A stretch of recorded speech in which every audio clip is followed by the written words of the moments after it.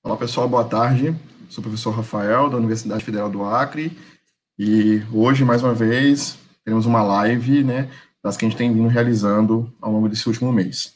Bom, essa live ela é organizada pelo Grupo de Pesquisa em Políticas Práticas e Currículo, do qual eu sou coordenador, em articulação com o Núcleo de Estudos e Pesquisas em Política Educacional, Gestão e Financiamento da Educação, ambos vinculados ao Programa de Pós-Graduação em Educação, Mestrado em Educação, da Universidade Federal do Acre. Bom, e a nossa live de hoje tem a temática Perspectivas Narrativas na Pesquisa e na Formação. E aí, antes de começar, eu queria fazer a leitura de uma fala do Eduardo Coutinho, que vai um pouco dar o tom daquilo que a gente vai estar buscando conversar hoje. Se há uma coisa que acho que aprendi, por razões obscuras, é conversar com os outros. As conversas são porque falo com pessoas anônimas. Ninguém é anônimo, mas enfim. Relativamente comuns, ordinárias no sentido antigo do termo. Bom, é nesse contexto de pandemia, né, que a gente vai lançar a mão desse encontro virtual, e com ele poder conversar, tecer outras narrativas, e ainda buscar, ainda que em isolamento social, nos unir e conversar sobre múltiplas compreensões das relações com a produção das experiências, narrativas e diálogos envolvendo a questão das práticas pedagógicas, da formação. E aí, para essa conversa e para esse encontro, eu vou contar com a participação do professor Adelson Oliveira, que é professor adjunto da Universidade Federal do Vale do São Francisco, na Bahia, né, campus de Juazeiro. O Adelson é professor permanente também no programa de pós-graduação em nível de mestrado profissional em Sociologia, da Rede Nacional Prof. Sócio, e líder do grupo de pesquisa Educação, Narrativas e Experiência Docente no Ensino Médio, o Narratividades. Outro colega que eu vou estar chamando para conversar conosco hoje é o professor Dr. Tiago Ribeiro. O Tiago é professor e orientador pedagógico dos anos iniciais do ensino fundamental no INES, que é o Instituto Nacional de Educação de Surdos. É professor também do Programa Específico de Formação de Investigações Narrativas do curso de doutorado em Educação na Universidade Nacional de Rosário, na Argentina. E o Tiago, ele é coordenador do grupo de pesquisa Arte, Gesto e Ação. Bom, a partir desse encontro, a ideia é buscar pensar, conversar, tecer, narrar práticas, políticas e experiências na busca de partilhar as nossas andanças, nossas muitas andanças e posicionamentos que a gente vem tecendo de forma individual e coletiva na pesquisa em educação, sobretudo na questão da pesquisa narrativa e com relação à formação de professores. Então, a nossa ideia hoje aqui é buscar ampliar as redes de saberes fazeres e sujeitos que a gente tem buscado também enaltecer a narrativa de uma coletiva, né? Mas a ideia não é simplesmente se ancorar num marco teórico ou político ao qual a gente busca consolidar e trabalhar nossas pesquisas, mas sim compreender e visibilizar e viabilizar que nesse encontro de hoje, né, a gente pode se enredar com outros sujeitos que não estão próximos ou que não estão tão distantes assim, mas também apostar nesse espaço para um espaço de compartilhamento de um passado, de uma forma coletiva, de fazer as coisas no presente, e aí talvez tentar buscar outros sentidos e outras possibilidades para se pensar o futuro. Então, a gente compreende esse encontro como uma organização de sujeitos para além de um espaço gerado por limites declarados, mas como espaço onde a gente pode tecer uma determinada cultura e apostar nesse espaço de partilha, de compartilhamento de saberes, de experiências, tá? E de emoções de forma coletiva. E aí de fazer as coisas nesse presente em prol de um futuro mais justo, com justiça social, cognitiva e melhor para se pensar a educação, sobretudo a educação periférica.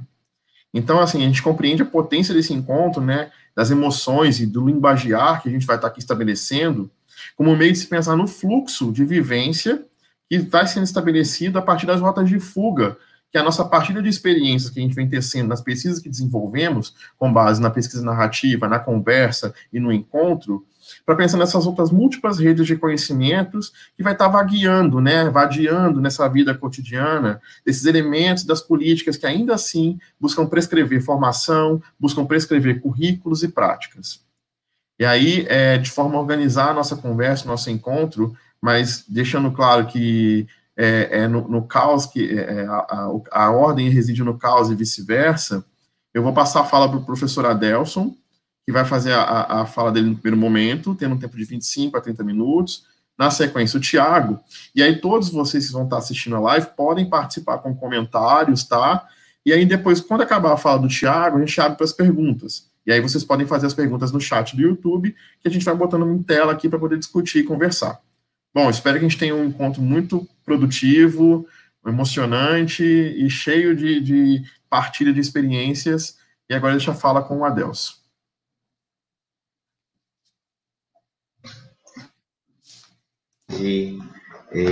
Assim, a alegria, né, do encontro, a alegria da conversa, né, essa alegria principalmente do que nos une, para nos dar força, inclusive, para pensarmos caminhos, saídas, em meio ao que a gente tem passado hoje, né?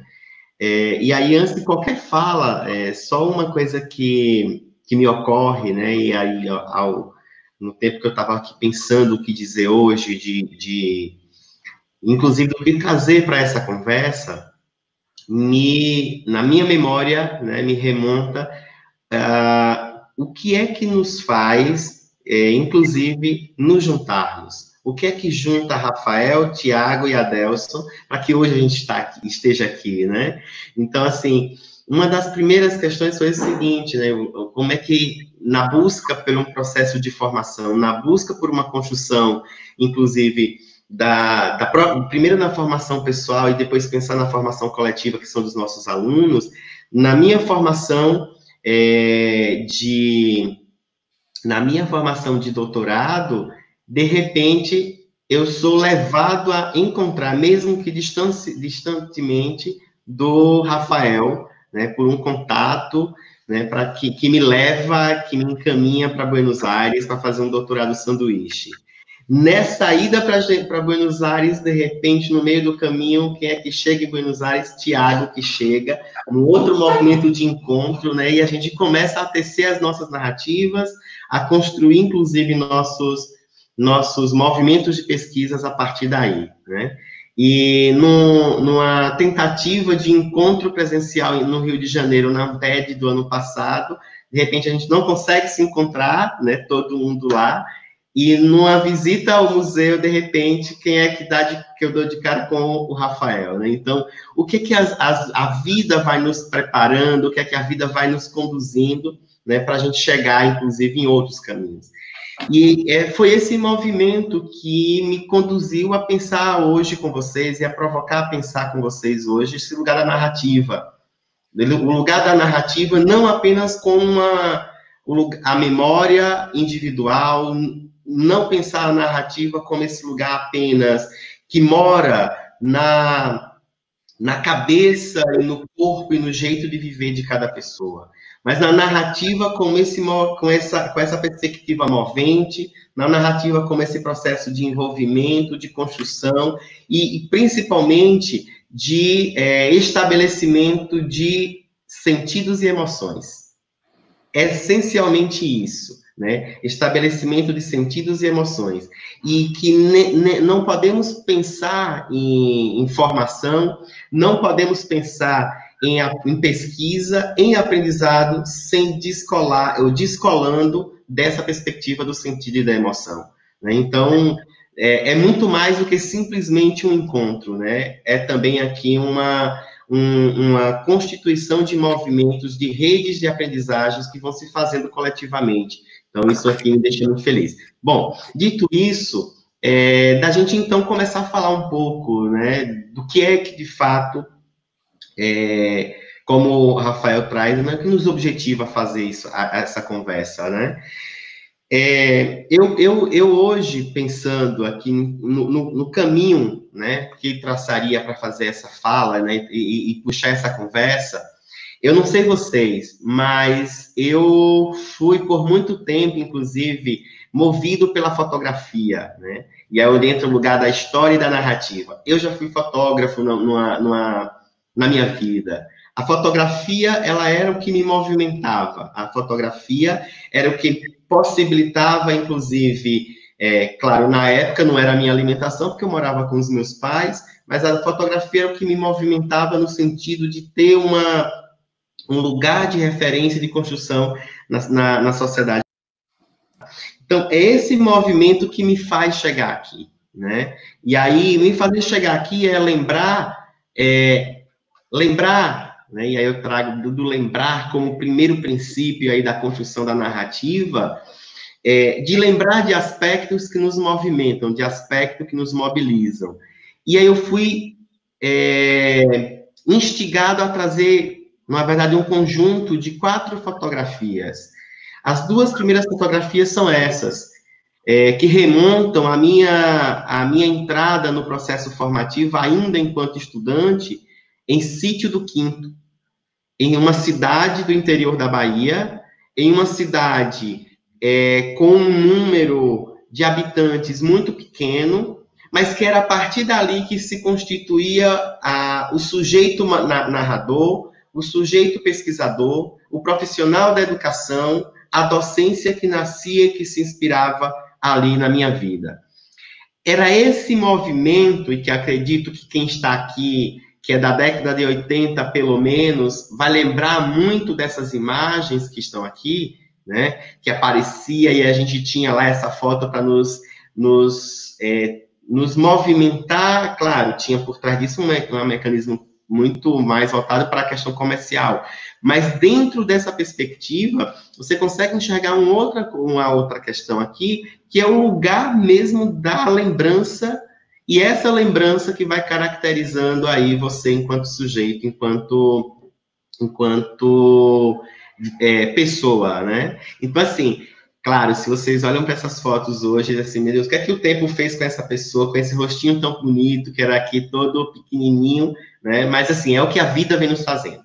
Então, essa primeira partilha, né? E aí eu decidi trazer para cá essa primeira partilha, para a gente poder começar a falar sobre a narrativa. Aí eu queria só pedir ao Rafael que pode colocar essas 2 outras fotos, e aí a gente vê o seguinte, ali eu estava num primeiro movimento da minha formação.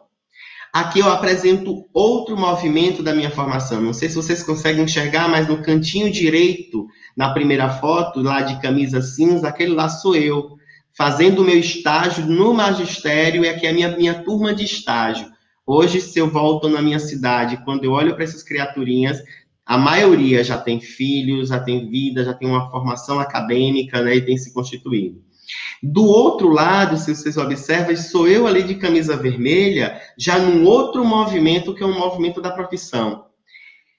O que é, então, que me movimentou a trazer essas 4 imagens? É a imagem de uma perspectiva de formação, é a imagem de uma memória que foi se constituindo na minha vida e que foi dando sentidos para que eu pudesse ir me constituindo profissional. Essa memória, consequentemente, ela passa a fazer parte da minha narrativa. Ela passa a fazer parte do conjunto de elementos que vão me instituindo profissional, né? Então, esse primeiro aspecto, né, ele é importante, né, eu trazer para cá para deixar registrado, para a gente começar a pensar, e aí pensar comigo e pensar com vocês, como a narrativa, ela tem um lugar especial e um sentido no processo formativo. Como a narrativa, ela tem um lugar, principalmente na constituição do movimento de pesquisa. Bom, por que eu trago esse lugar especial? Porque nenhuma dessas 2 questões, tanto a docência, a formação, a atuação ou a pesquisa, ela se constitui sem a fala. Ela se constitui sem a mobilização de memórias que, ao serem revolvidas no baú da nossa história, elas passam a se constituir em outros sentidos. Porque ela passa a ser rememorada num outro espaço temporal, ela passa a ser rememorada numa outra configuração de vida, e ela passa pelo sujeito que rememora e que vai passar a narrar, também a se constituir como outras perspectivas de sentido.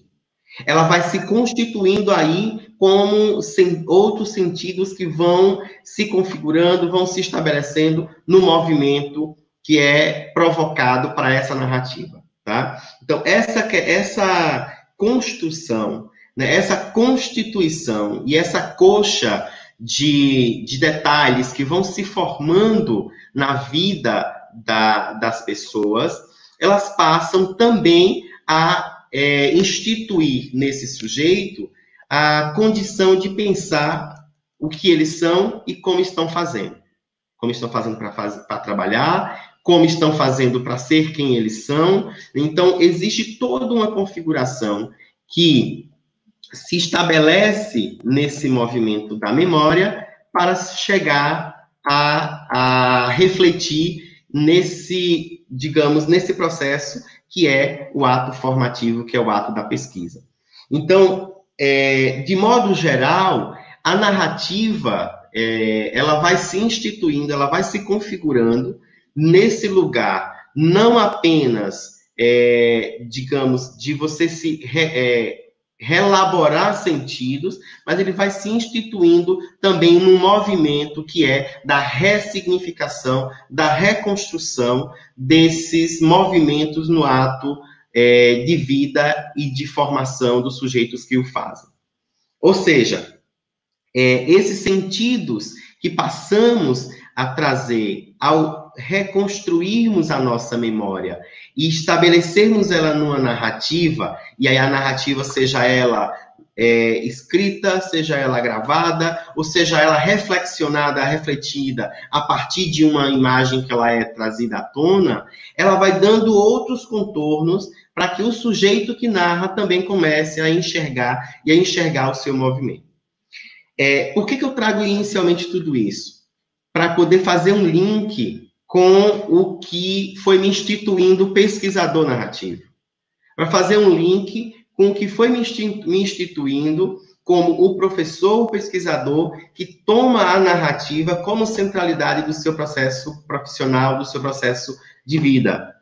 Ao fazer isso na minha vida, eu fui também estabelecendo nesse mesmo movimento conexões com perspectivas epistemológicas, com perspectivas teóricas, que vão dando sentido e que vão mobilizando no meu ato de fazer docência outras conexões com o ato daquele que está vinculado ao meu processo da docência. Ou seja, esse movimento da narrativa foi me constituindo.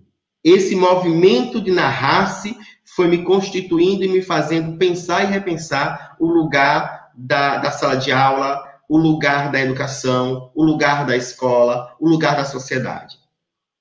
Foi esse voltar no tempo, da constituição narrativa que possibilitou a construção de outros elementos que eu vou falar um pouco sobre isso com um pouquinho mais na frente, que vai dando condição da gente ir percebendo ideias centrais, núcleos de sentido, fazendo com que esses núcleos de sentido eles passem a se configurar como narrativas potentes e possibilitadoras de produção de conhecimento, né? Então, esse movimento narrativo, né, que me fez existir de um outro modo na docência, é esse que me mobiliza para cá. E aí é esse movimento que volta àquela lembrança da minha primeira série, que me vai voltar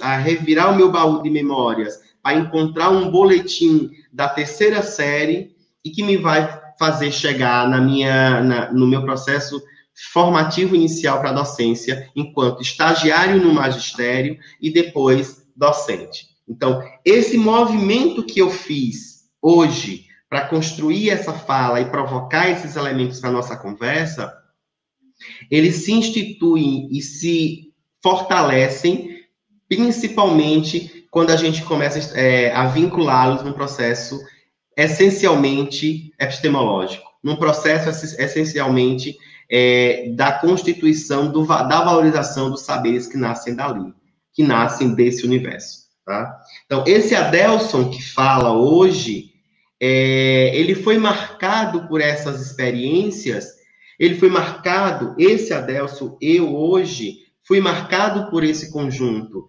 de elementos que me possibilitaram avançar no nível, inclusive, de concepção de quem sou e o que estou fazendo na docência. Bom, por que eu estou trazendo isso? Para poder a gente chegar no conceito inicial que temos trabalhado da narrativa. Então, se a gente pega numa perspectiva sociológica, a ideia da narrativa, ela não é exatamente como nós concebemos a narrativa no âmbito da educação. A narrativa, no conjunto da sociologia, ele vai se constituindo dos fatos, ele vai se constituindo dos modos com os quais os sujeitos se envolvem, digamos, emergem fazem o seu processo de emergência e também de imersão na sociedade, e essa sequência de fatos vão compondo aí uma narrativa. Do modo como a gente enxerga, considerando o elemento sociológico dessa sequência de fatos que compõem essa narrativa, no princípio da educação, tomando como elemento a sociologia, a narrativa ela vai se configurando como essa sequência de fatos que instituem uma narrativa, mas não aquela narrativa que vai sendo estabelecida como a verdade que se estabelece, a narrativa como sendo a história que prevalece, e a partir daí que se institui outras políticas, mas vai se colocando no âmbito da educação a narrativa como os fatos que se juntam para que vá sendo possível ressignificar essas narrativas sociais instituídas. Eu não sei se eu estou fazendo confusão, mas perceba. A narrativa sociológica, ela se constitui como elementos que vão estabelecendo princípios que vão orientando o jeito de ser e de agir de uma sociedade. A narrativa tomada como princípio formativo, a narrativa tomada como princípio educativo, ela traz para si essa narrativa social e ela confronta com a narrativa de vida.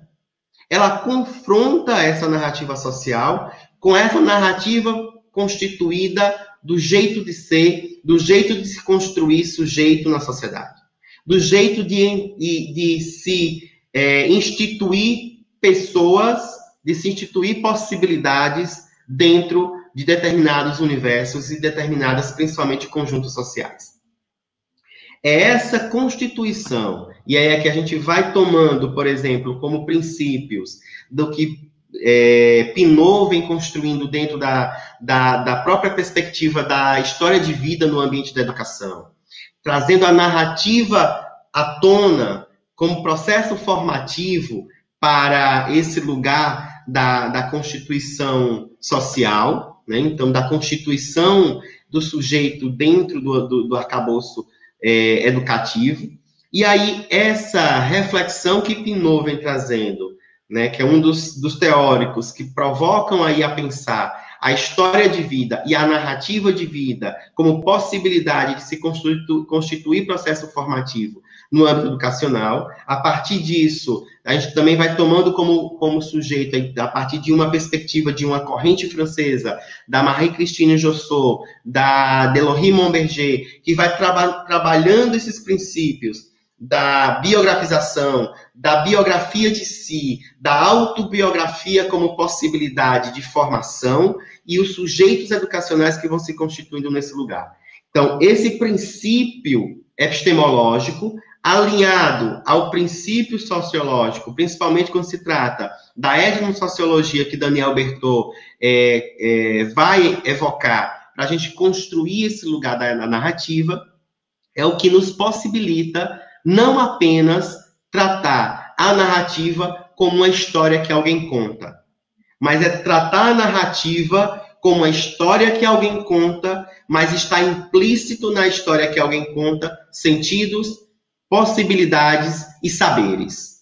Esses sentidos, possibilidades e saberes é o que nos faz caminhar para o processo de pesquisa de um outro lugar, para caminhar para o processo de pesquisa no sentido de constituir reflexividade e garantir, nesse espaço aí do que nós estamos tratando de formação, como autoformação, tá? Então, de maneira geral, né, a concepção que nós temos construído, eu digo nós no sentido, eu com o meu grupo de pesquisa, ou narratividades, com o trabalho constituído a partir do diverso, que é o grupo de pesquisa Docência e Diversidade na Educação Básica, que é instituído no âmbito do PPG-EDUC na UNEB, liderado pela professora Jane, que foi minha orientadora no mestrado e no doutorado, temos caminhado para pensar o lugar da narrativa para além dessa fala que se estabelece apenas como um conjunto de experiências que narram e que apresentam o sujeito, mas o conjunto de experiências que tornam esse sujeito quem eles são de modo reflexivo, de modo a potencializar o jeito de ser e de fazer na docência, tá? Então, esse movimento conceitual que remonta aí esses autores, epistemologicamente, que vão se constituindo sujeitos no âmbito da formação e no âmbito da pesquisa, ele também estabelece uma outra perspectiva, que é a perspectiva de que a narrativa, ela estabelece outros aspectos que não são possíveis com a pesquisa quantitativa, por exemplo. A pesquisa quantitativa, ela nos dá a condição de enxergar cenários e interpretar a partir do número. A narrativa institui como lugar de possibilidade da pesquisa o que é subjetivo. A subjetividade, ela sai do lugar do submundo no âmbito do processo formativo e do âmbito da pesquisa para ganhar emergência e para ganhar destaque no que nós temos enquanto pesquisa. Ou seja, o subjetivo que está implícito no narrar, o subjetivo que está implícito ao narrar e refletir o narrado pelo próprio narrador e pelo pesquisador que está ali mediando e provocando o sujeito que narra, se institui de centralidade enquanto campo conceitual da narrativa, enquanto processo formativo. Então, esse movimento vai se estabelecendo de um outro lugar, que é o lugar, principalmente, da contraposição a uma sociologia positivista, a uma perspectiva de pesquisa cartesiana, a uma perspectiva de pesquisa que ela tem como única possibilidade a verticalidade. A gente vai estabelecendo nessa perspectiva conceitual de narrativa, dentro desse processo, como lugar de horizontalidade, como lugar do que o narrador e o pesquisador, eles se encontram no processo de ouvir e de narrar. Então, existe uma perspectiva que ela é muito horizontal, ela é alinhada, tá?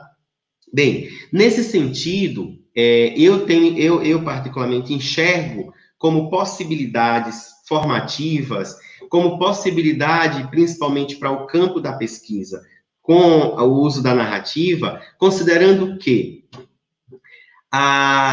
hoje em dia existe um movimento que encabeça o lugar da narrativa também como possibilidade de constituição de saberes, onde o saber instituído pela experiência se conecta diretamente com o saber instituído no âmbito da pesquisa científica, no âmbito da academia.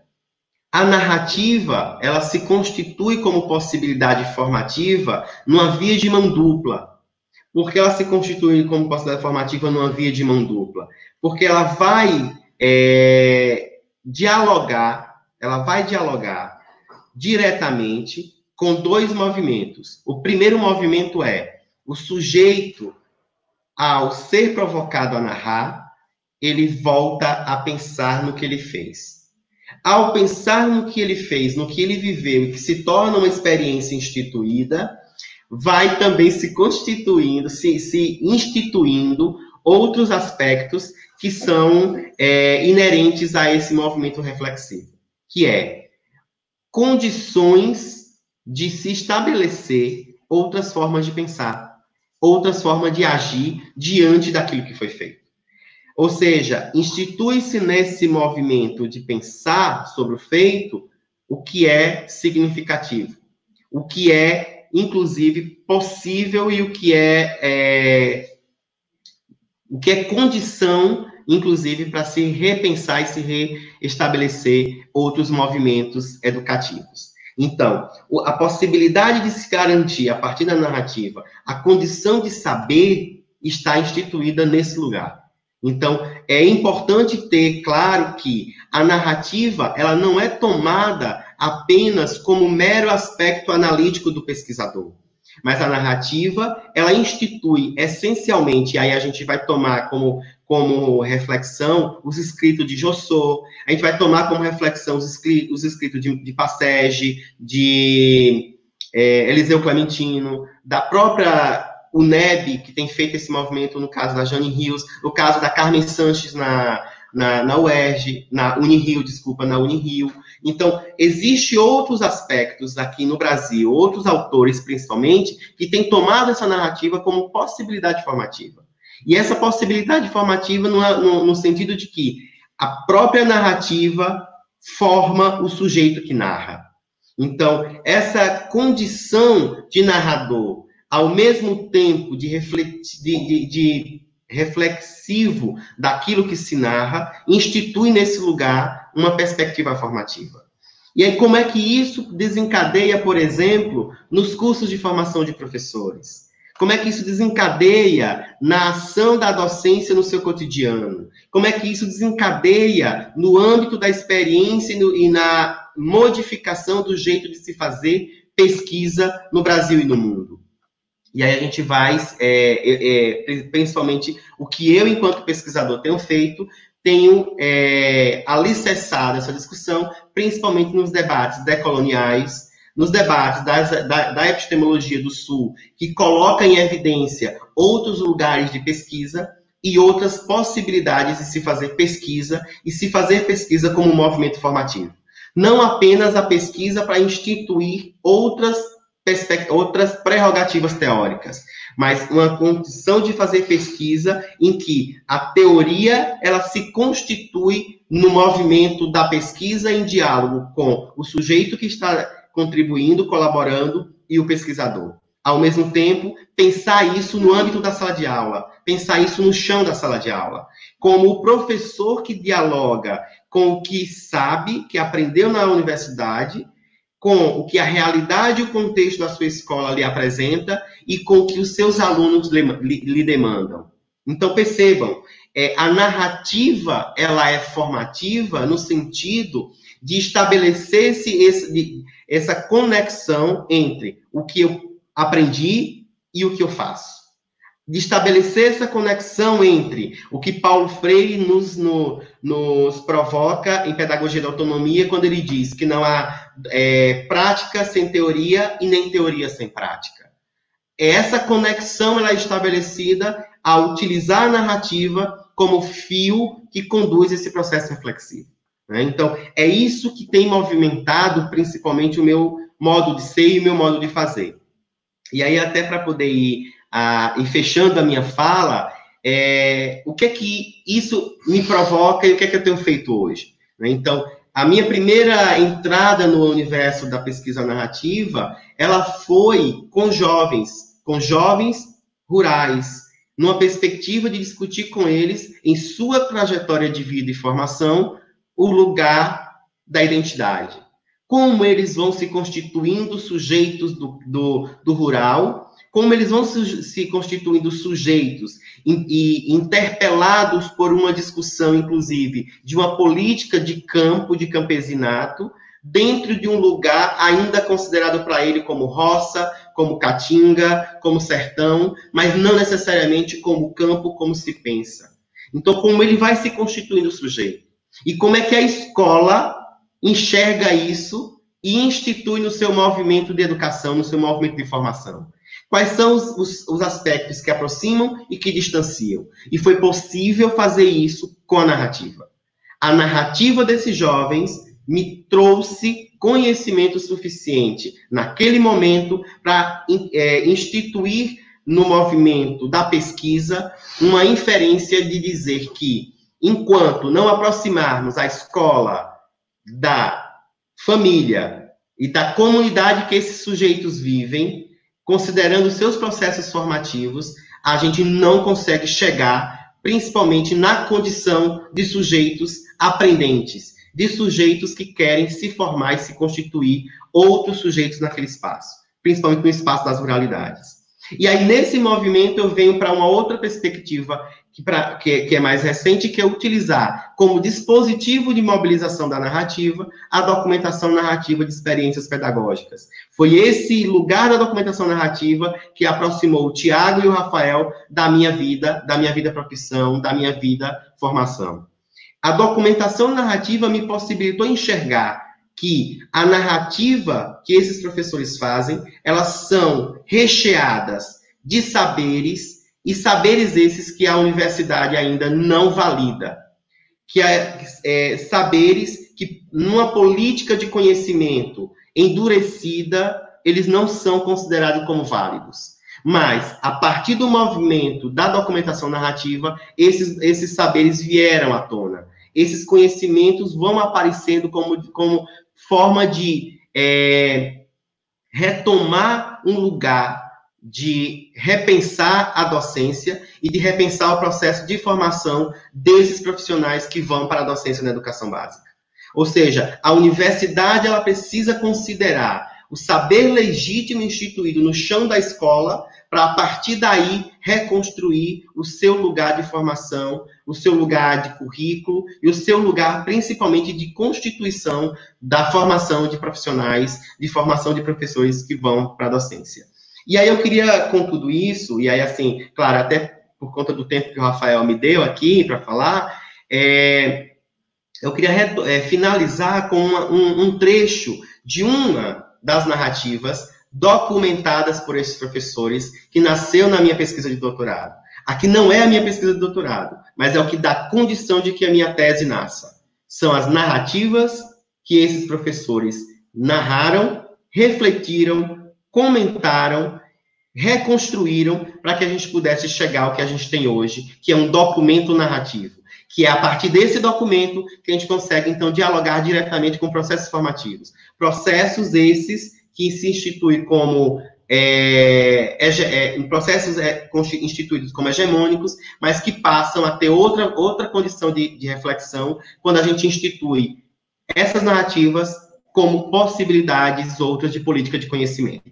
Tá? E aí eu queria pedir permissão só para ler um trecho da professora Clara Souza, quando ela escreve a sua narrativa, que ela diz assim: a experiência nos dá a possibilidade de atribuir novos sentidos ao nosso fazer e refazer o cotidiano.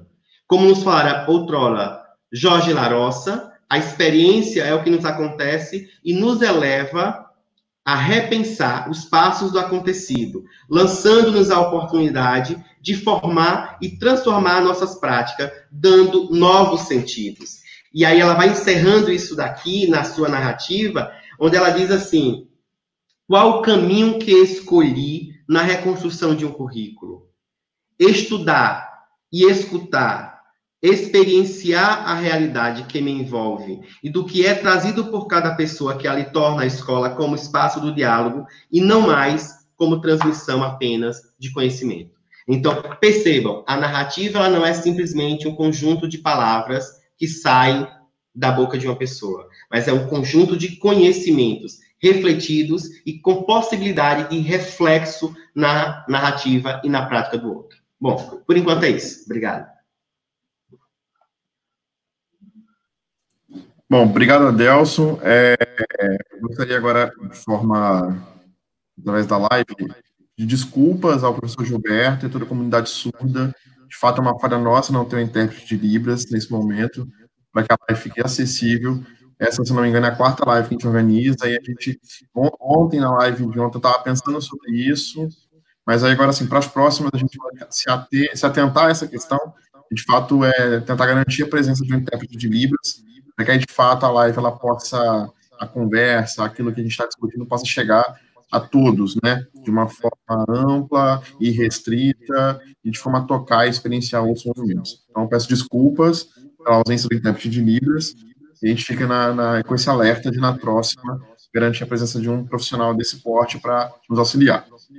Bom, mas é isso, Adelson, mais uma vez obrigado pela sua fala.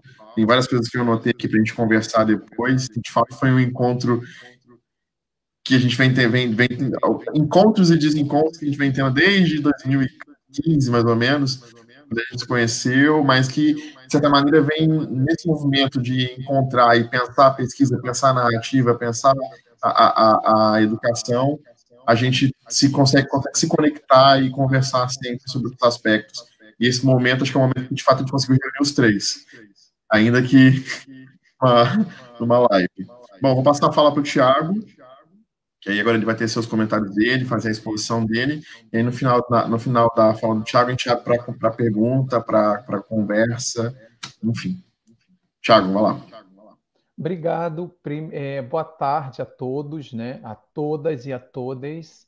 Eu quero primeiro agradecer ao convite do Rafael pela oportunidade de estar aqui junto com ele, junto com a Adelso, podendo mais uma vez a gente partilhar algumas ideias, ressonâncias, né? Sobre a questão da ausência do intérprete, eu, como professor de surdos, quero reforçar a importância da acessibilidade, do fato do conhecimento chegar a todos, e quero denunciar como tem sido impactante negativamente para as instituições os cortes sucessivos que a educação vem sofrendo no nosso país, né? Além dos cortes, a gente também teve uma mudança na legislação, que agora não é mais obrigado certas instituições terem intérpretes de Libras. Então, assim, a gente está sob ataque e sem esse profissional concursado nas instituições públicas, a acessibilidade fica difícil. Então, eu estou denunciando, sim, aqui uma prática que vai contra o discurso de acessibilidade e inclusão do governo. Sem recurso para a educação, não existe inclusão e acessibilidade possível. Posto isso, eu quero me apresentar como professor da escola básica dos anos iniciais, do primeiro ao quinto ano, né, em Libras. Meu sinal na comunidade surda é esse, é o T do Tiago, puxando da sobrancelha grossa. Assim, fui batizado na comunidade surda. Mas, mirando o tema, né, que nos reúne aqui, diferentes perspectivas narrativas na pesquisa e na formação, eu gostaria de lembrar que, antes de ser princípio investigativo, a narrativa é uma condição de vida, né?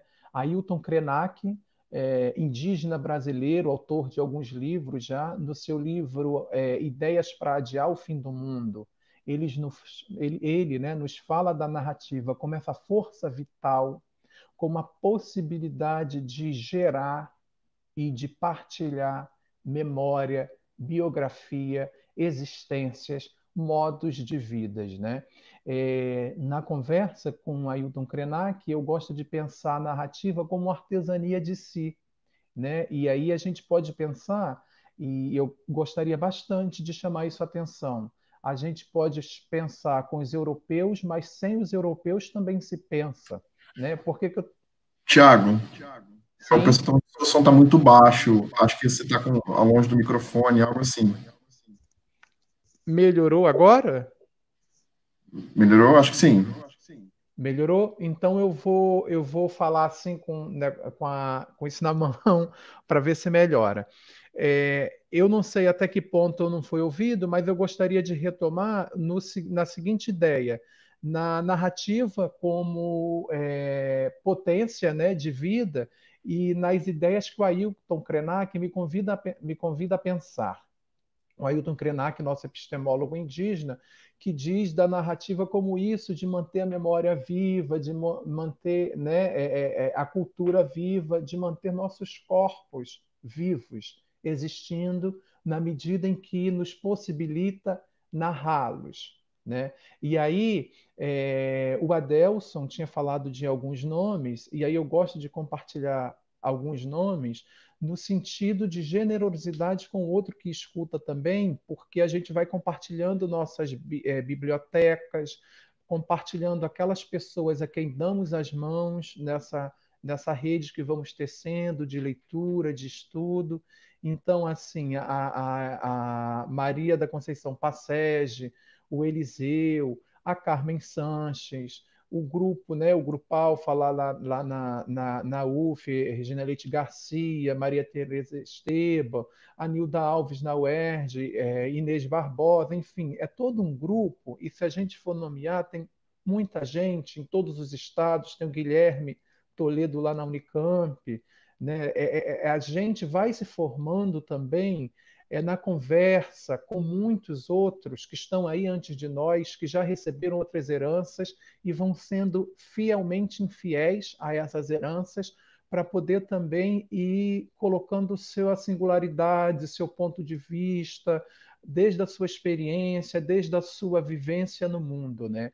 E aí por que eu estou dizendo isso? Porque a narrativa tem a ver com esse lugar singular no mundo em que nós estamos, e aí a gente como nos diz a perspectiva da decolonialidade, desde onde a gente pensa, mas a gente pensa também desde onde a gente né? E nesse sentido, o que a gente pensa, o que a gente pode criar, o que a gente pode imaginar é sempre limitado, porque a gente vive um tempo, espaço circunscrito. A gente não pode, a gente não dá conta de viver a totalidade do mundo, até porque o mundo é constituído pela pluralidade, pela heterogeneidade, pelas diferenças, né? pela alteridade radical, enfim.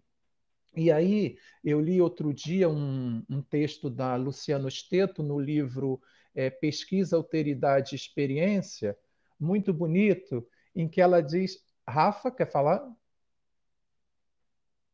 Você está sem microfone. Tá tendo algum problema com o seu microfone? Desculpa te interromper. E aí não tá sendo muito baixo. Eu acho que tá muito distante, algo assim, entendeu? Eu tirei o fone. Será que vai melhorar, gente? Melhorou. Melhorou? Tá me ouvindo, né? Sim. Desculpa. Dava para ouvir alguma coisa ou perdeu tudo? Bom, as pessoas estavam falando que estava um pouco ruim para poder seguir. Tá. As pessoas então estão dizendo que tá. Gente, dá uma ajuda. Vocês que estão assistindo, estão conseguindo ouvir melhor agora? Tá, sabe o que é isso também? Vou fazer uma gracinha. Depois de 4 anos, ou quer dizer, desculpa, depois de 6 anos sendo professor de surdos, eu dou aula em Libras. Então, no projeto A Voz, desculpa, mas verdade é difícil. Mas vamos lá.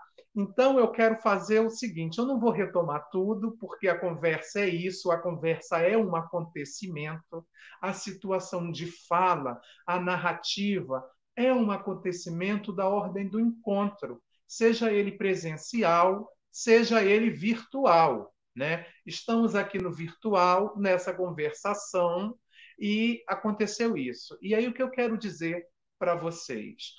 Eu li faz pouco tempo um texto da Luciana Osteto no livro Pesquisa, Alteridade e Pesquisas, Alteridade e Experiência na metodologias minúsculas, que eu organizo com a Adriane Ojeda Guedes. Mas o que eu quero dizer é que nesse livro ela diz o seguinte, que a experiência é sempre maior que a explicação. Eu acho que essa frase vale a pena dar umas voltas com ela, pensar com ela, porque que danado é isso da experiência ser maior que a explicação. Do meu ponto de vista, tem a ver com uma coisa que o Adelson disse sobre as pesquisas narrativas, da dimensão do reconhecimento, da experiência, da voz, da fala do outro. E, para mim, reconhecimento tem a ver com a possibilidade de escuta, de parar um pouco nossas certezas, nossas ideias, poder ser por aí um lugar de passividade aberta, de atenção, de cuidado a essa experiência que o outro nos traz e nos narra. Na língua de sinais brasileira, tem o sinal de verdade, é esse. E o sinal de falta, esse. De modo que a gente pode pensar que, na verdade, já tem uma falta ali que é constitutiva. E aí talvez isso seja uma pista para a gente pensar sobre nossa incompletude. Então, assim, uma primeira pista que na relação investigativa e em qualquer relação no mundo, nós somos sujeitos incompletos. E escutar o outro nos ajuda a talvez pluralizar um pouco nosso olhar no mundo. E aí o que eu quero dizer com isso? Eu quero dizer com isso que a narrativa parte de um lugar em que a própria vida é uma artesania. A gente vai compondo nossa vida narrativamente no encontro com outros, nas relações com outros. E aí, quando eu digo outro, eu estou falando outro e sua presença no mundo, seja seu texto, a arte que cria, a alteração que o humano faz na natureza, mas todas as formas e linguagens possíveis com as quais nós narramos e criamos o mundo, transformamos o mundo, né? E aí, por aí, investigar narrativamente, então, para mim, e aí quando eu digo para mim, eu estou falando de uma rede de afetos, de pessoas que me compõem. Eu estou falando do grupo no qual eu me formei, que é o GPPF, lá com a Carmen Sanches na Unirio, com a Maria Luísa Susequinde.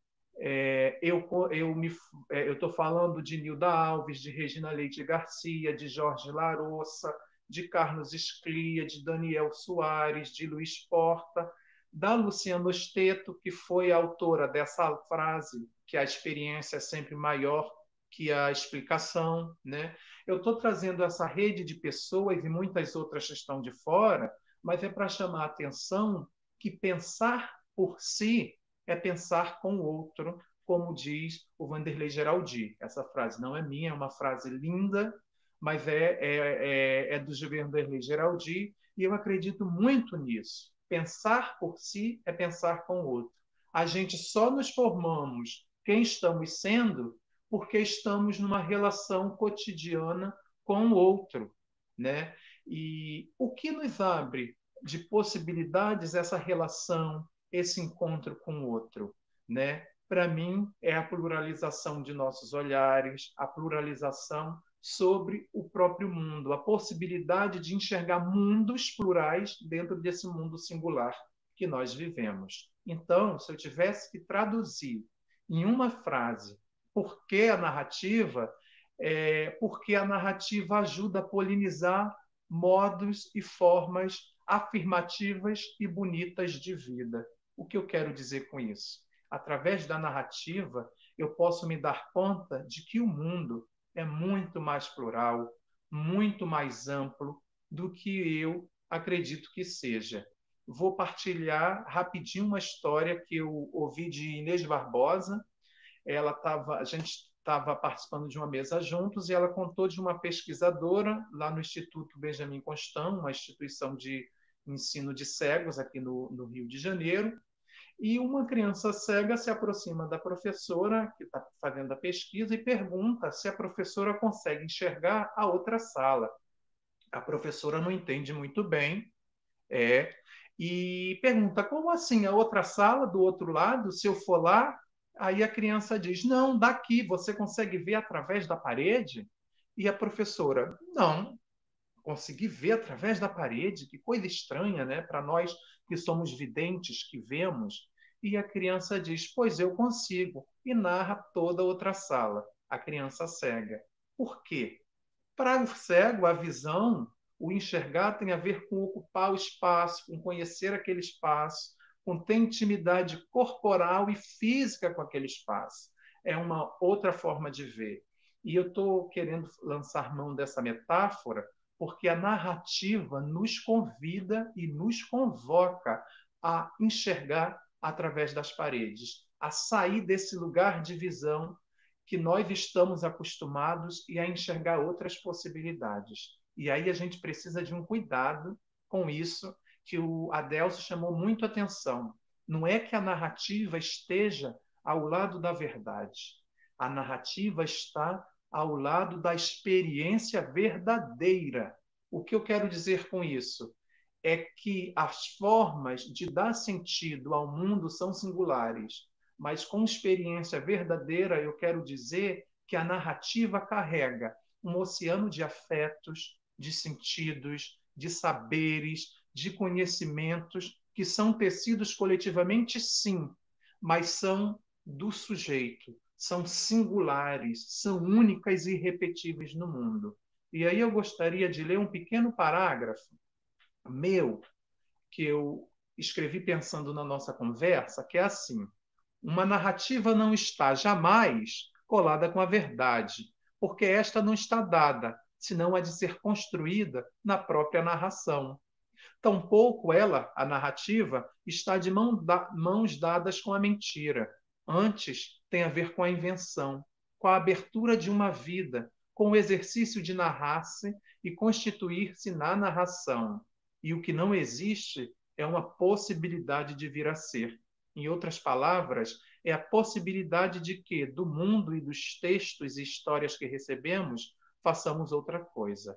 É um processo de formação de si com o outro que é dado a ler, partilhado, publicizado. Enfim, para não me delongar muito, porque eu gosto de conversar e eu quero que a gente converse, o que eu quero dizer é que no Brasil e no mundo, sobretudo na América Latina, eu faço parte de um grupo na Argentina de um programa de formação em nível de doutorado de investigação narrativa que congrega pesquisadores do Brasil, da Bolívia, Brasil, Chile, Argentina, Uruguai, Colômbia, Equador, e nesse doutorado a gente está tendo a possibilidade de compartilhar diferentes modos e maneiras de investigar narrativamente.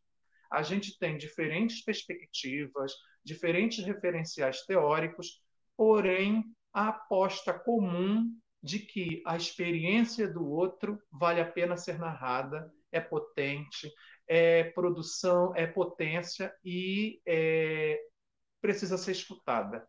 Que nosso desafio como sujeitos e pesquisadores e investigadores é escutar, é partir a partir da atenção, do cuidado, a polifonia, as vozes do outro, a sua experiência, tentar não fazer algo da narrativa. Não é isso que está em jogo. O que a gente faz da narrativa, senão o que a narrativa faz conosco e o que a gente faz com aquilo que a narrativa faz conosco.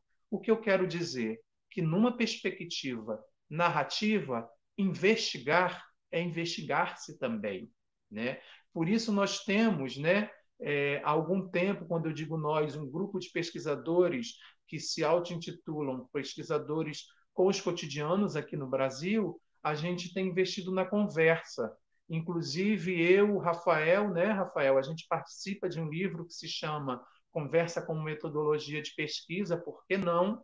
E aí a conversa, enquanto possibilidade metodológica, está de mão dadas com a liberdade. O que eu quero dizer com isso? Voltando na ideia de que a experiência é sempre maior do que a explicação. O meu percurso investigativo, o meu percurso formativo não está dado de antemão. Eu só posso saber dele à medida em que eu vivo. E assim é a investigação. Tem um elemento na investigação narrativa que é o inventivo, o criativo. E aí não tem como dizer que uma investigação narrativa é igual a outra. É sempre também da ordem da experiência. É uma pesquisa-experiência. Pensando experiência, como nos diz Larousse e Foucault, que é algo de que nós saímos transformados. Então, é a possibilidade de uma investigação que transforma o próprio investigador. Então, peraí, Tiago, é só contar historinha? Não, não é só contar historinha. Mas, por exemplo, quando eu vou para uma sala de aula e vejo um episódio de racismo, A mim, enquanto investigador narrativo, não me interessa julgar a professora, colocar a professora em uma identidade racista ou não, mas me interessa pensar os fios sociais, culturais, econômicos, epistêmicos que fazem com que essa ação, esse modo de pensar da professora se torna possível nessa sociedade. Como ela chega a pensar o que ela pensa, como aquele episódio de racismo se constitui discursivamente, narrativamente, e como ele também faz parte de mim.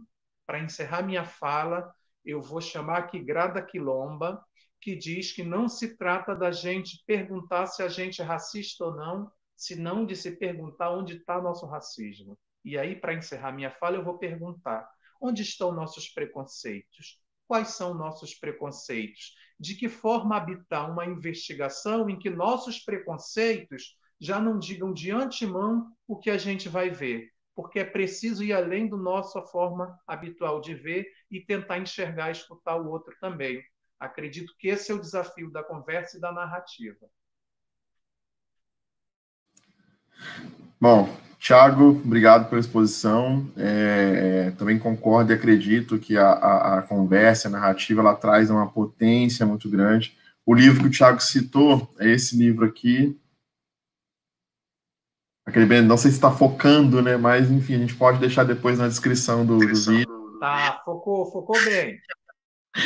Mas, enfim, acho que é esse movimento de se pensar o processo escolar, o processo formativo, o processo das práticas, e aí o que eu falo da constituição de políticas práticas, a partir da narrativa, a partir da conversa. Tem alguns comentários que eu anotei aqui, e algumas provocações que eu queria fazer, e o pessoal quiser fazer algumas perguntas, já pode começar. Tem algumas perguntas que já estão aqui no chat, antes de lê-las eu vou pensar em algumas coisas. Bom, o Adelso falou muito dessa questão da narrativa, o lugar da narrativa no processo formativo, no processo de investigação. E aí sempre me vem aquela ideia na cabeça de que, na época que eu fazia a dissertação do mestrado em si, com a Inês, na UFJF, mas fazendo parte do grupo da Inês, a gente sempre estava preocupado com essa questão da autoformação, né? A narrativa no processo autoformativo. A formação não se dá apenas no banco da graduação, da pós-graduação, ela se dá também no contexto escolar, na vivência, no cotidiano, na troca de experiências. E aí, eu queria que você tentasse trouxesse para a gente, o Adelson, e aí o Thiago também, fica o convite aberto, pensar esse lugar da autoformação, nesse contexto da construção de narrativas individuais, coletivas, enredadas ou não, e qual que é o processo também de que a ocultação, ou seja, o processo também de invisibilização de narrativas atua nesse processo formativo e autoformativo. Gosto muito dessa ideia da artesania.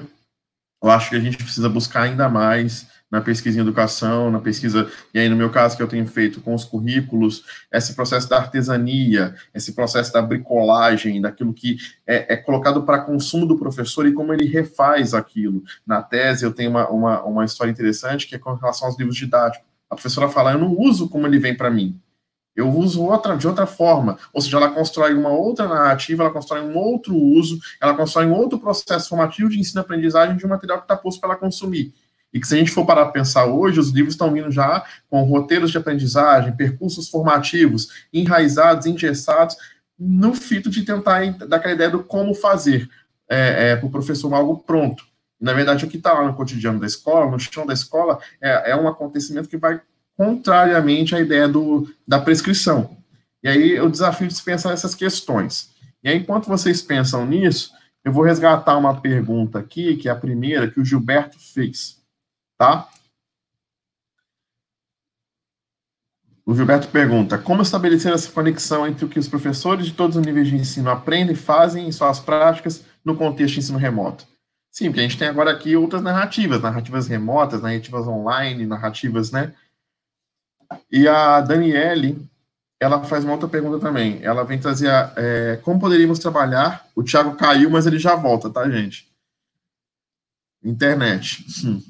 Como poderíamos trabalhar a perspectiva narrativa junto aos saberes tradicionais na formação contínua docente? E aí está parabenizando pela rica partilha. Nós que agradecemos, Daniele, sua presença.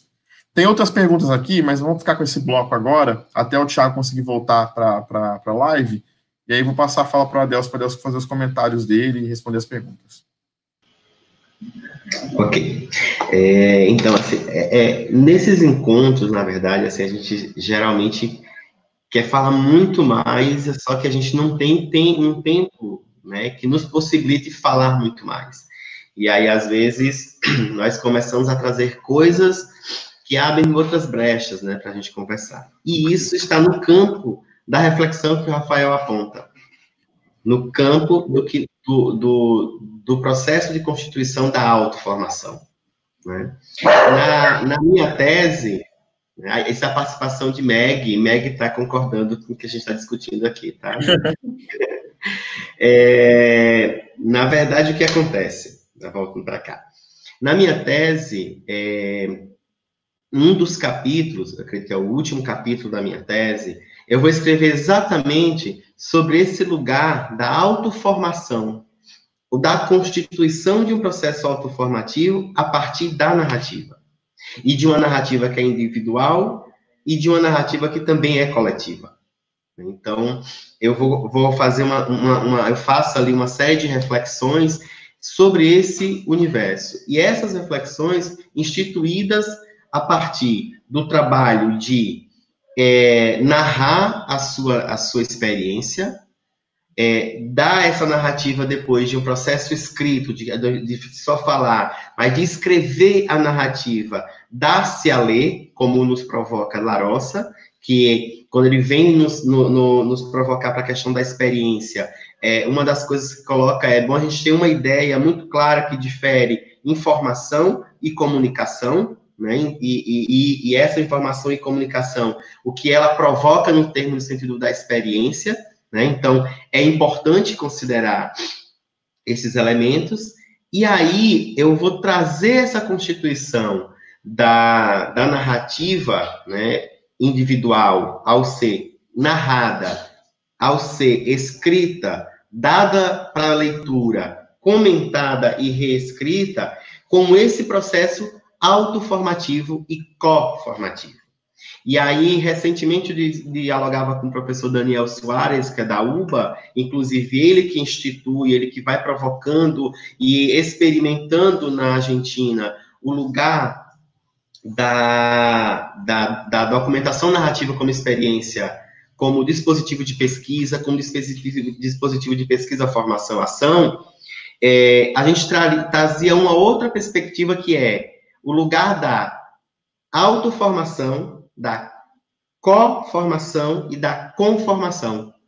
Ou seja, a narrativa permite que eu reflita sobre aquilo que eu estou fazendo, permite que eu, enquanto narrador, eu registre uma experiência, algo que eu vivi, algo que eu passei, que passou no meu universo do cotidiano, no universo da minha prática. Essa experiência que estava no campo da memória, ela se transpõe para o papel, e ao fazer isso, que outras pessoas começam a dialogar comigo sobre aquilo que eu estou escrevendo, aquele movimento, ele passa a ser também um elemento de coformação. Ou seja, quando outra pessoa que lê a minha narrativa e reflete sobre sua formação e sua prática, e, ao mesmo tempo, essa reflexão me provoca, enquanto escritor, enquanto narrador, a reescrever, ele é um movimento de autoformação e coformação. Onde é que entra a conformação? O movimento em que esses mesmos pares, esses mesmos sujeitos narradores, começam a dizer, então, que aquela narrativa, ela não é só uma história contada, mas é uma história que apresenta sentido, significados, conhecimento e saberes. Aquele grupo conforma um saber. Aquele grupo valida um saber instituído naquela narrativa. Ou seja, a autoformação, ela não é uma formação regulada. Ela não é uma formação instituída nos bancos da academia, ela não é instituída nos bancos da escola, e ela não é instituída meramente por conteúdos curriculares pré-estabelecidos. Mas ela é instituída principalmente pela experiência. A experiência provoca a reflexão daquilo que eu faço e, consequentemente, a composição de outros saberes. Ou seja, eu também me responsabilizo pela minha formação. Ou melhor, eu tomo as rédeas da minha formação. Não é que eu tomo as rédeas da minha formação. E eu passo a compartilhar essa autoformação com um movimento que outros fazem. Ou seja, eu vou constituindo ali movimentos formativos e autoformativos a partir da co-formação e da conformação daquilo que se faz. Então, a partir do campo narrativo, a partir da narrativa que se institui, vai se fazendo esse movimento, digamos, dialógico, né? Aí eu não sei, Rafael, se eu já avanço para as duas outras questões, ou o Tiago quer falar primeiro? Não sei. O Thiago caiu, né? Voltou. Então, foram três questões, Tiago, que você apresentou aqui. Eu não sei se eu para três, ou você comenta e depois eu volto a falar, não sei. Eu posso pegar carona, Delcio, na tua fala, porque eu acredito que você estava falando em relação à autoformação, não foi? E aí aqui deu um chabu, a internet, mas já voltou. Não, sobre isso da autoformação, o que eu gostaria de pontuar é que, assim, acredito que toda formação é autoformação, né? Essa possibilidade de conversação, essa possibilidade de ser e estar com o outro, de espichar nossos modos de ser e de saber, mas o que eu gostaria de dizer é que, nesse processo de formar-se, nós nos formamos com as presenças e com as ausências, né? Com os outros com os quais nós podemos conversar, mas com aqueles outros que estiveram ausentes na conversação. O que eu quero dizer com isso? Hoje a gente vive um movimento de pluralização de narrativas, as minorias estão aí cada vez mais nos ensinando que o outro, que a alteridade não precisa de autorização para ser outro, né? Estão aí rasgando com faca o horizonte, nos ensinando, estamos aqui, quer vocês queiram, quer não, e vocês vão ter que se virar com esse barulho. E aí, o que eu estou querendo dizer com isso? Que a possibilidade ou a impossibilidade de certas conversações também nos constituem, também nos formam. Eu, por exemplo, só fui descobrir minha negritude durante o doutorado. Durante toda a minha vida, eu não consegui enxergar a negritude da minha mãe preta, porque essas malhas, esses fios de sentidos sociais, né, do racismo, do preconceito, do machismo, enfim, de todos esses ismos, o ouvintismo, como é que a gente é conformado pelo preconceito e pela execração da experiência do ser surdo no mundo, e a gente nem se dá conta. Não é que a gente seja sacana, é porque se eu não vivo conversações com alteridade que me abre outros mundos possíveis, eu não tenho como conhecer, né? Às vezes é tão simples, a gente acha que é tão simples, vai dar aula para o surdo, por exemplo, pega um vídeo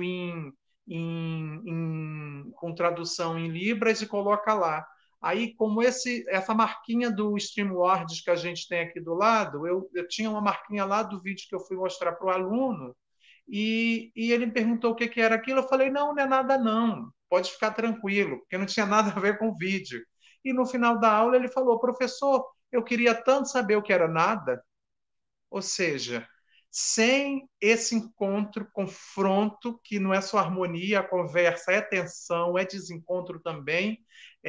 Então, assim, a dimensão do aluno, do estudante, da criança, do surdo, desse outro historicamente silenciado, ele é uma potência, ele é um outro legítimo da formação, né?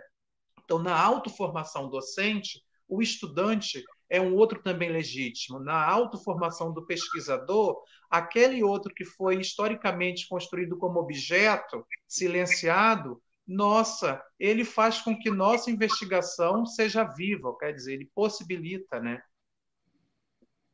O que é esse nada, né? O que é o nada?